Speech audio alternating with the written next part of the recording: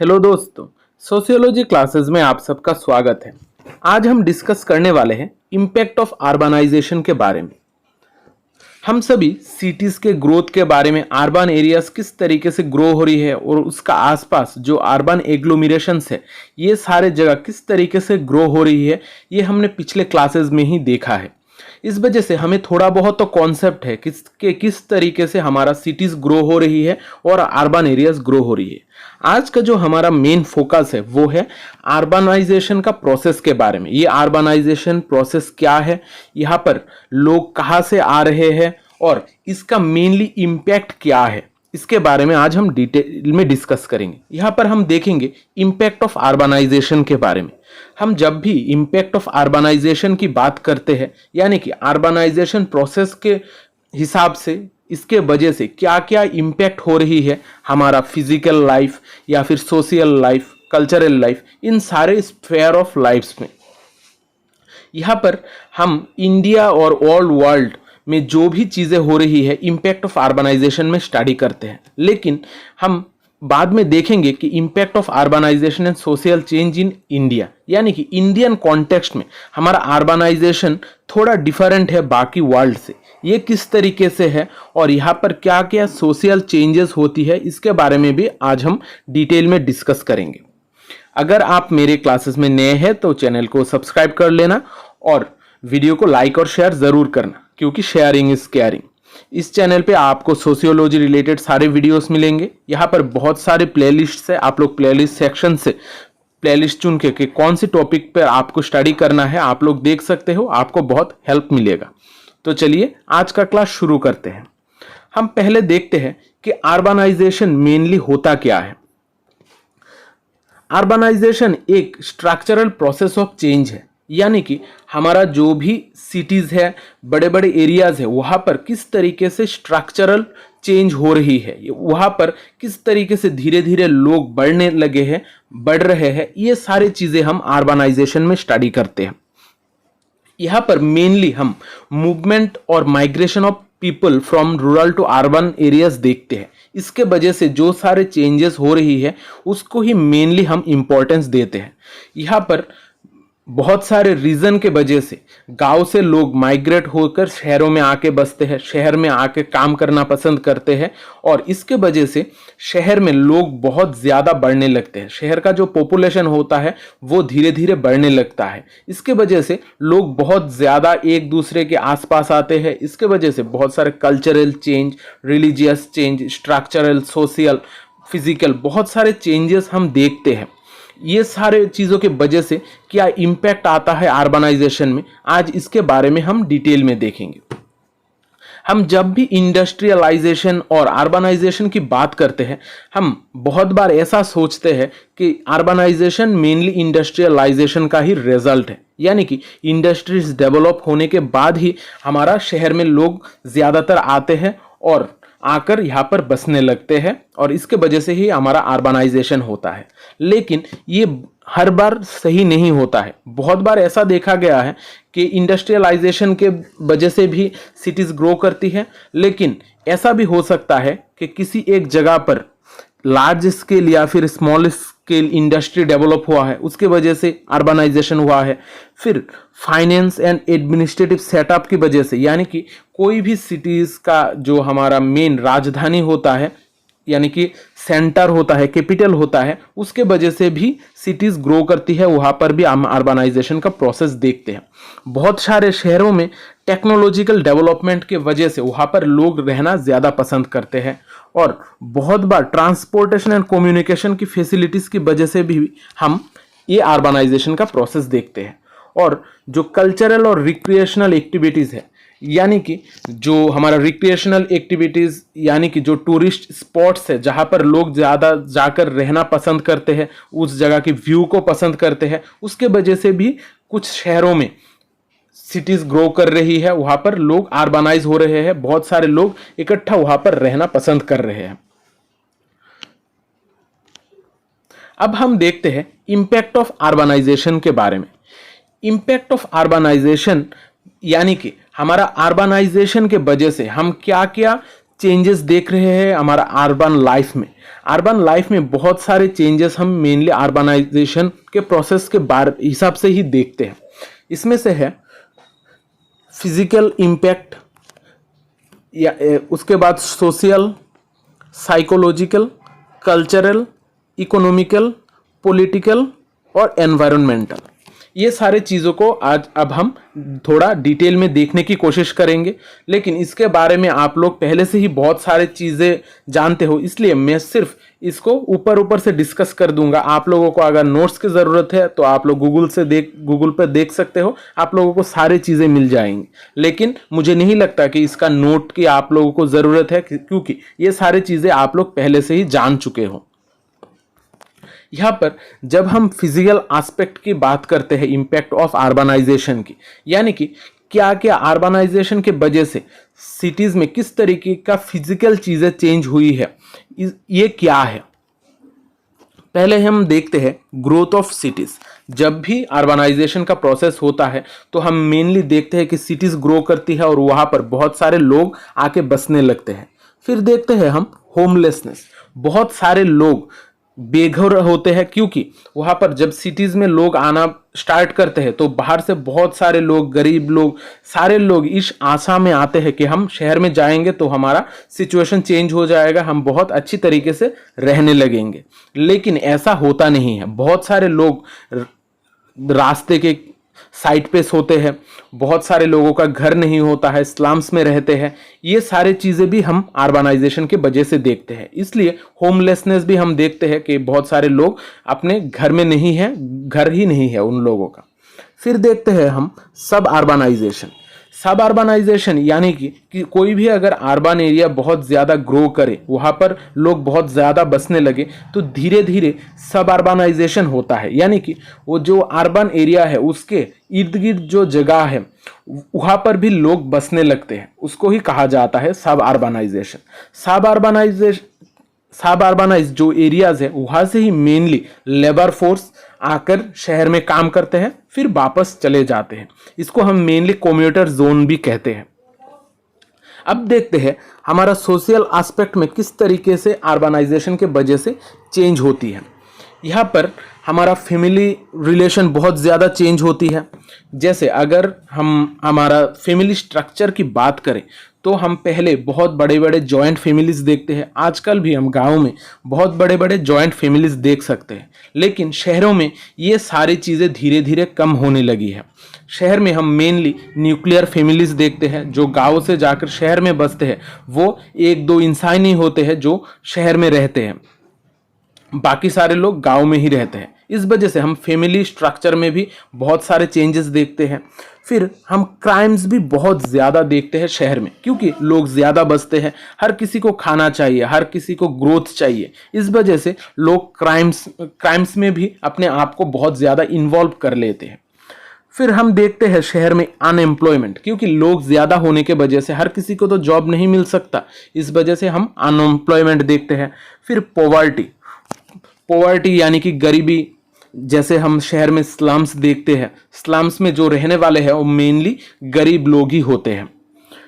फिर वहाँ पर प्रोस्टिट्यूशन का भी ग्रोथ देखा जाता है, क्योंकि वहाँ पर जो भी लोग हैं हर किसी को पैसा चाहिए। इस वजह से बहुत सारे लड़कियाँ या फिर औरतें ये प्रोस्टिट्यूशन के साथ जुड़ी हुई होती है। फिर गैम्बलिंग भी बहुत ज़्यादा देखा जाता है, यानी कि जुआ। फिर बेगारी, यानी कि जो भी लोग भिक्षा करके खाते हैं, क्योंकि वहाँ पर जॉब इतने ज़्यादा अवेलेबल नहीं होते हैं, हर किसी को तो खाना चाहिए। इस वजह से बहुत सारे लोग भी बेगारी में जुड़े हुए होते हैं। फिर कॉन्फ्लिक्ट्स भी बहुत ज़्यादा देखते हैं, क्योंकि बहुत सारे अलग अलग एरियाज से एथनिक अलग अलग लोग, फिर अलग कल्चर के लोग, अलग रिलीजन के लोग एक साथ एकजुट होकर रहते हैं। इस वजह से एक दूसरे के बीच में हम कॉन्फ्लिक्ट्स भी बहुत ज़्यादा देखते हैं शहरों में। फिर हम जो चेंजेस देखते हैं अर्बनाइजेशन के वजह से वो है साइकोलॉजिकल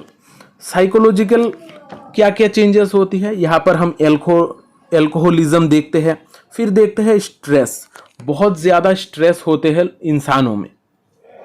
फिर जो कल्चरल चेंज है, कल्चरल चेंज में हम देखते हैं इम्पार्शनलिटी ऑफ रिलेशंस, यानी कि लोगों का जो रिलेशन है एक दूसरे के साथ इम्पर्सनल हो गया है, यानी कि उनका पर्सनल लाइफ अलग होता है और दूसरों के साथ उनका रिलेशन इतना ज़्यादा बॉन्डिंग नहीं होता है। जैसे हम गांव में देखते हैं कि एक दूसरे के साथ बॉन्डिंग बहुत ज़्यादा होता है, लेकिन ये जो शहर में ये बॉन्डिंग हम बहुत कम देखते हैं।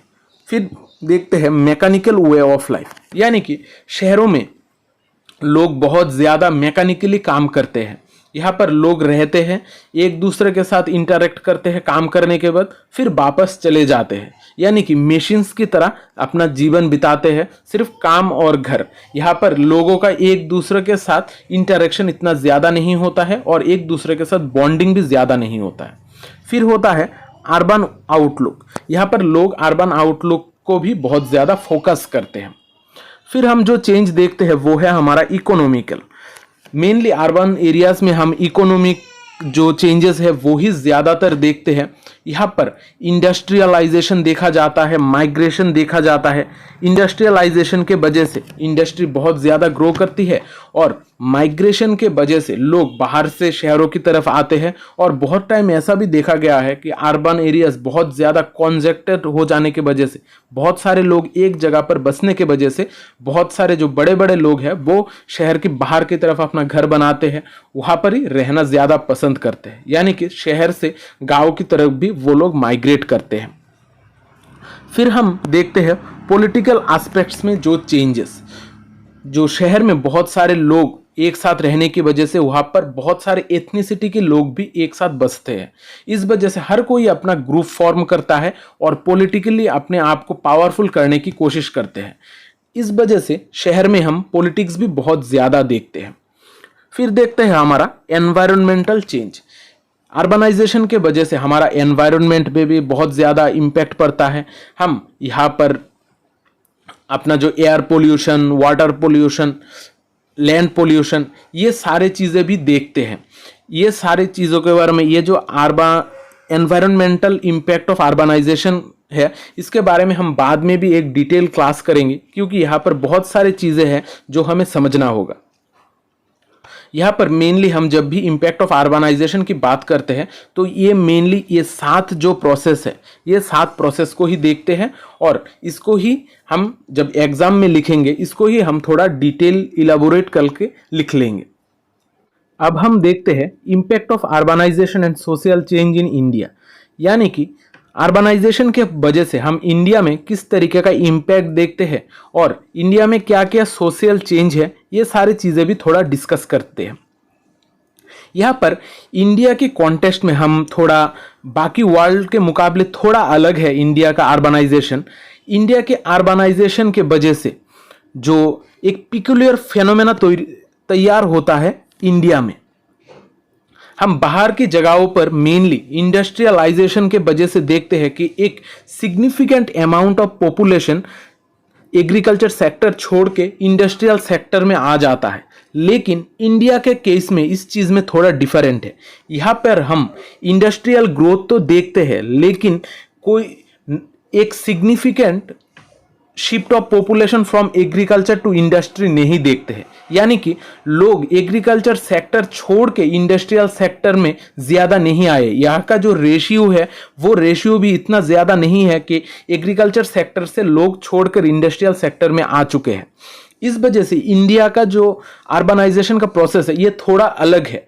इंडिया में हमारा एग्रीकल्चर सेक्टर का भी हम ग्रोथ देखते हैं और इंडस्ट्रियल सेक्टर का भी हम ग्रोथ देखते हैं। इस वजह से बाकी जगहों से इंडिया का इंडस्ट्रियलाइजेशन और अर्बनाइजेशन थोड़ा अलग है। फिर भी हम अर्बन एरियाज में पॉपुलेशन बहुत ज़्यादा ग्रोथ होना देखते हैं। यहाँ पर लोग गाँव से शहर की तरफ माइग्रेट करते हैं, शहर में आके रहना पसंद करते हैं। इस वजह से शहरों में धीरे धीरे करके लोग बहुत ज़्यादा बढ़ने लगे। इस वजह से जो शहर है वो अर्बनाइज होने लगे बहुत ज़्यादा। इन सारे चीज़ों के वजह से हमारा अर्बन एरियाज, टाउन्स, सिटीज़ ये सारे जगह चॉक्ड हो गए, यानी कि एकदम फुलफिल हो गए हैं। यहाँ पर इस सारे चीज़ों के वजह से यहाँ पर हम इंफ्रास्ट्रक्चर में बहुत ज़्यादा कमी देखते हैं। यहाँ पर एमिनिटीज़ भी हम बहुत सारे कम पाते हैं। इस वजह से शहरों में हम स्लम्स का डेवलपमेंट और रोड साइड में जो लोग रहते हैं उनका भी बहुत ज़्यादा डेवलपमेंट हम देखते हैं। यहाँ पर लोग ज़्यादा रहते हैं रोड के साइड पे या फिर स्लम एरियाज़ में।